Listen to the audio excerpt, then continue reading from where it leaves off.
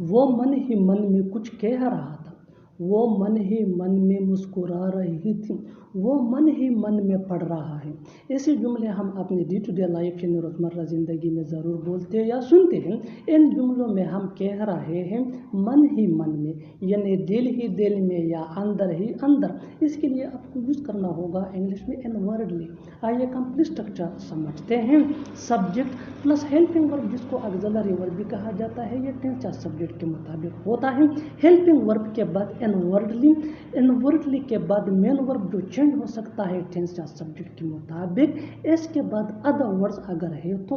अच्छी तरह समझने के लिए कुछ मिसालें देखते हैं। वो मन ही मन में कुछ कह रहा था, यानी वो दिल ही दिल में कुछ कह रहा था, वो अंदर ही अंदर कुछ कह रहा था।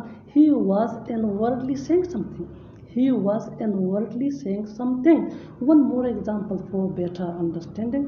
वो मन ही मन में मुस्कुरा रही थी, यानी वो दिल ही दिल में मुस्कुरा रही थी, अंदर ही अंदर मुस्कुरा रही थी। She was inwardly smiling. She was inwardly smiling. Next example for better understanding. वो मन ही मन में पढ़ रहा है, यानी वो दिल ही दिल में पढ़ रहा है।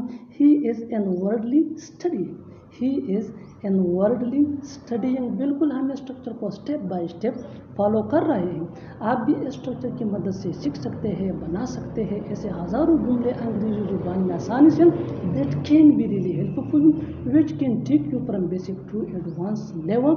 अच्छी तरह समझने के लिए एक और मिसाल देखते हैं। One more example from better understanding. जितना ज़्यादा प्रैक्टिस करोगे उतना ही जल्दी इंग्लिश सीख जाओगे। वो मन ही मन में तुम्हें गाली दे रहा था, यानी वो दिल ही दिल में तुम्हें गाली दे रहा था, वो अंदर ही अंदर तुम्हें गाली दे रहा था। He was inwardly abusing you. He was inwardly abusing you. और आखिर में ये सेंटेंस आपके लिए कमेंट सेक्शन में इसका जवाब ज़रूर देना। वो मन ही मन में बोल रहा